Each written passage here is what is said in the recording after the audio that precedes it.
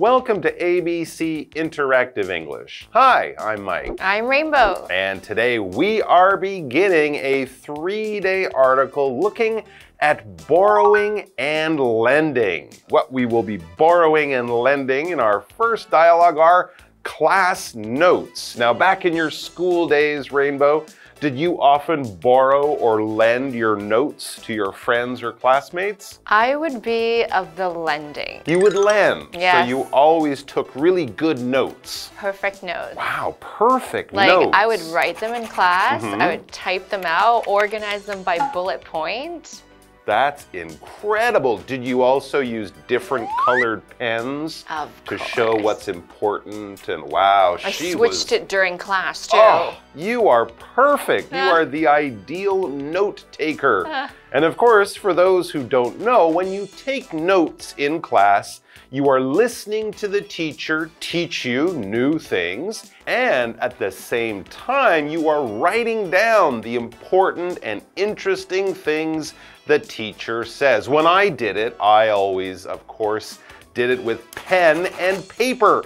I can't really type that fast, and also I find that if I write it with pen and paper, I remember it more easily. That is very true. Did you find scientific. The same thing? Really? I would say yeah. Okay. Yeah, I think the process of writing is just putting it into your brain, whereas when you type, it just goes in and out. That is very true. But of course, the problem with taking good class notes is that sometimes your classmates who don't take good class notes will ask to borrow your notes, and you might have to or want to lend them your notes. Let's check it out. Alan and Emma are in class, and someone will need the other one's notes. Alan stops Emma in the hall after their class. Hey, Emma. You got a minute? Hey, Alan. What's up? I need to get to my next class. I was wondering, could I borrow your notes from last Friday's class? I don't know. I need them to review for the big test.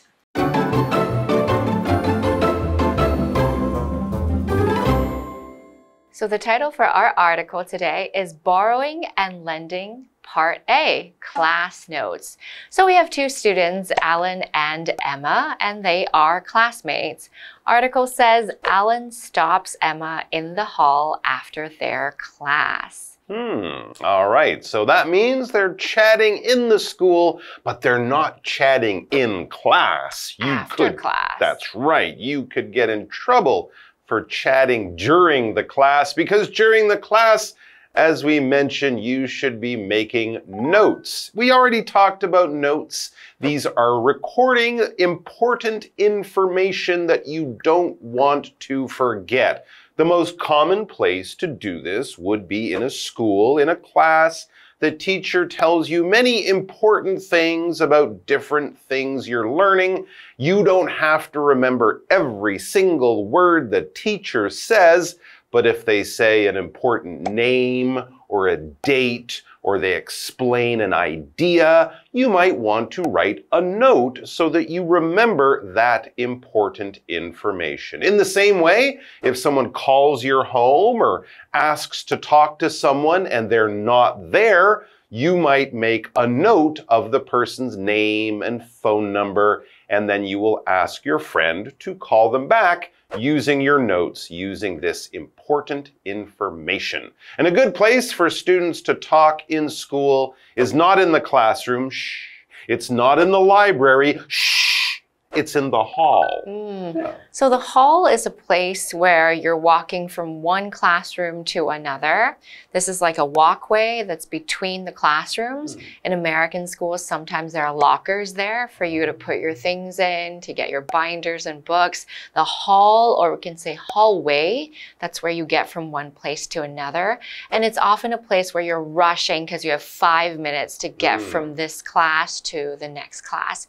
So this is where here, Alan is catching Emma while they're in the hall because he has a question for her. There you go. Maybe they're not always in the same class, but they will pass in the hallway. You can say hi to your friend or talk to them for just a few minutes. And that is Alan's situation. He sees Emma and he says, "Hey, Emma, you got a minute?" Notice he doesn't use a full sentence. He really should say, "Have you got a minute?" But this is casual English. He's talking to a friend, a classmate. So he just says, "Hey, you got a minute?" Or "I need to talk to you very quickly." Emma says, "Hey, Alan, what's up? I need to get to my next class." She's basically saying, I don't really have much time. I do have time, but not a lot. Hurry up! What do you want? And so Alan explains. He says, I was wondering. And if someone says that, they're probably going to ask you to do something or give something Help to them with something. Help them with something. They're kind of saying, this might be a little trouble for you, but I need some help. I was wondering, I was thinking, and I was hoping kind of at the same time, could I borrow your notes from last Friday's class? There it is. This is the special thing, the favor that he needs. He needs to borrow her notes from last Friday's class. He wasn't there. He lost his notes. His dog ate his notes. Or maybe he didn't take notes. Or he didn't take any. He was sleeping in the class. So he wants to borrow them. Now, we'll talk about this later. But basically, I want to take them, use them, and then give them back. Basically, he will probably just copy her notes. Or print them or something. Yeah. Okay, Emma says, I don't know. I need them to review for the big test. Ooh. She needs them. She's not sure. Yeah, well, it is a big favor, a special thing he is asking her to do for him. And that's why he used that verb to wonder. To wonder is sort of like to imagine. It's almost like you're sort of asking the world a question. You don't really have an answer. Maybe it's not super important to get the answer. You're just sort of throwing a question out there, and maybe someone knows, or maybe someone will go, hey, that's a good question. Let's find out. I wonder how much the moon weighs. I mean, it's not important. I could probably look it up, but it's kind of an interesting thing. But hey, if I don't find out, it won't change my life. It's not that important. Or we can also use it when we're wondering, we're hoping that someone can tell us or someone can do us a favor in this case. So Emma's not really sure because there's a test coming up and she needs to review her notes. So to review something means you are looking through them. Maybe you're memorizing them. You're looking at the first thing, the second thing, the third thing. You're just looking carefully at something, an important document. You're maybe checking or you're remembering. You just have to look at it again. So you're reviewing something. It could be an important document like a contract. It could be notes for a test. So let's take a quick break and then we'll come back to find out whether or not Alan gets those notes. Me too. Besides, I'll only borrow them for a while. If I lend them to you, when can I get them back? I'm free now, so I'll take them to the copy center and meet you at the end of your next class. Okay. Please be careful with them.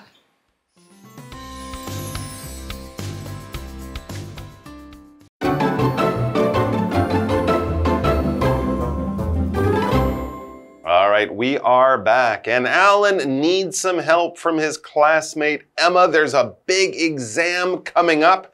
They both want to review their notes to get ready for the exam. The problem is, Alan doesn't have any notes to review. He didn't go to the class or take notes last week, so he wants to borrow Emma's notes. copy them, and then give them back. And then he will have the notes, she will have the notes, and they will be able to get ready for the test. So Alan says, me too. I also want to review the notes before the test, before the exam. And then he says, besides, I'll only borrow them for a while. Emma was a little worried. If I lend you my notes, I won't have them to get ready for the exam. But Alan is saying, no, I will only have them for a short time. Besides, he points out here, besides is an adverb we can use when talking about reasons why we do things or why we can't do things. Often there might be more than one reason. Maybe there's no big connection, but they are both true about why you can't do something. For example, why aren't you coming to my birthday party next week? I might say, well, I have to go to another town on that day. I won't be here that day. Besides, here's another reason. I gave you your birthday present last week. So there's two reasons why I won't be at your party. All right, let's go back to Emma. Will she lend her notes to Alan? Yeah, she's not sure. So she says, if I lend them to you, when can I get them back? I want them now. Well, yes, she wants to know, how long will you borrow them for? If it's just a few hours, that might be okay. But if he says, oh, for 3 days, that might not be okay. But the good news is, Alan knows this is kind of trouble for Emma, so he's making it as easy as he can. He says, I'm free now. I'm not busy now. I don't have a class. I have free time now. So, he explains, I'll take them to the copy center and meet you at the end of your next class. Oh, well, that should be very quick and easy for Emma. He can take them to a copy center. They usually have these in large schools, universities, where you can go and get things photocopied, like using that machine at the 7-Eleven. They can make a copy of writing or a page from a book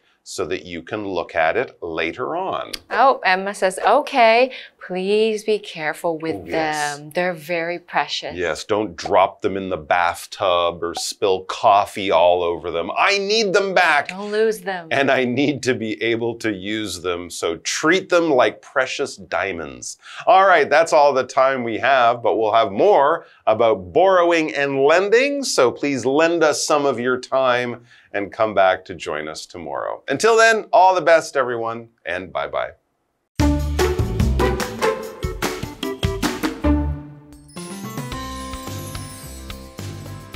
Alan stops Emma in the hall after their class.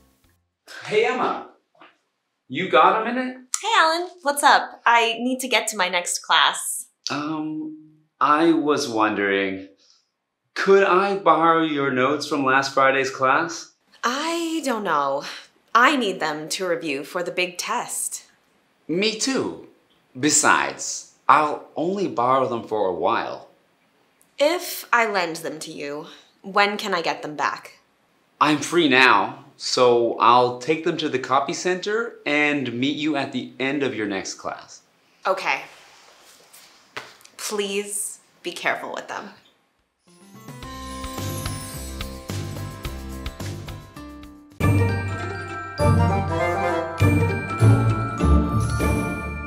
Hi, I'm Tina. 我们来看这一课的重点单字。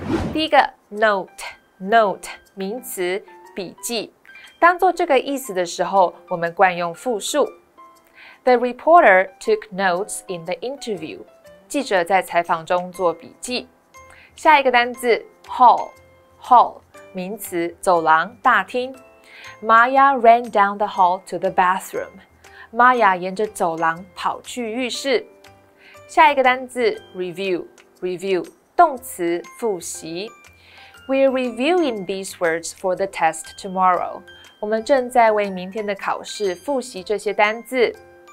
最后一个单字 besides 副词，况且，此外。May won't mind if you're late. Besides, it's not your fault. May 不会介意你迟到，况且这并不是你的错。接着我们来看重点文法。第一个 ，You got a minute？ 你有空吗 ？Minute 在这里指的是片刻、一会儿。我们来看看这个对话。Hey Tina, you got a minute? Hey Tina, 你有空吗 ？Sure, what's up? 当然，怎么了？这一句 What's up 意思就是怎么了，可以用 What's the matter 或者是 What's the problem 来表达相同的语义。我们来看看这个对话。May I talk to you for a minute? 我能跟你谈谈吗 ？Okay, what's up? 好啊，怎么了？最后一个文法 ，get something back， 拿回某物，也可以说 get back something。我们来看看这个例句 ：I lent him my book, and now I need to get it back from him。我把我的书借给他了，现在我需要从他那里拿回来。以上就是这一课的重点单字跟文法，我们下一课再见，拜拜。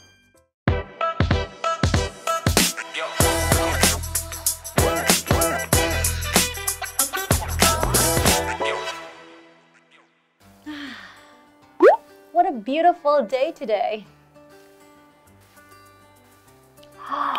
Nice work, Shane. When did you take up drawing? Oh, just recently. After watching the exhibition of that famous artist, I was really bitten by the bug. Oh no! Did you forget to put on mosquito repellent? Here, I got some.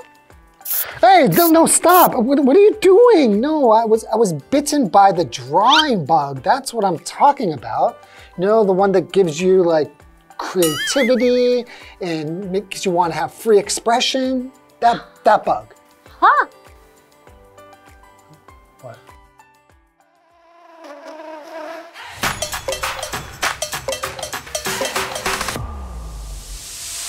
Hi folks, today we're discussing the idiom bitten by the bug. That's right. In the skit, you heard me say that I was bitten by the bug after watching an art documentary. Now, this doesn't mean a literal bug bit me. Yes, it's a metaphorical bug. The phrase bitten by the bug is used when someone develops a new hobby, interest, or passion suddenly and intensely. It's like a bug has bitten you and injected you with enthusiasm for a new activity or topic. Exactly. For instance, if someone starts running and finds they love it, you could say they've been bitten by the running bug. Or if someone enrolls in a culinary class, starts cooking, and can't stop trying new recipes, they've been bitten by the cooking bug. Or picture this. She was bitten by the entrepreneurship bug and started her own business. Nice one. Okay, whether it's a hobby, a career path, or a new interest, being bitten by the bug signifies that irresistible urge to dive headfirst into something exciting. That is right. So, to all our viewers out there, if you ever feel that itch for something new and exciting, embrace it. You might just find yourself bitten by the bug. And remember, it's never too late to get bitten by a new bug. Happy exploring, everyone. And that's all for today. We'll see you next time. Bye-bye. Bye.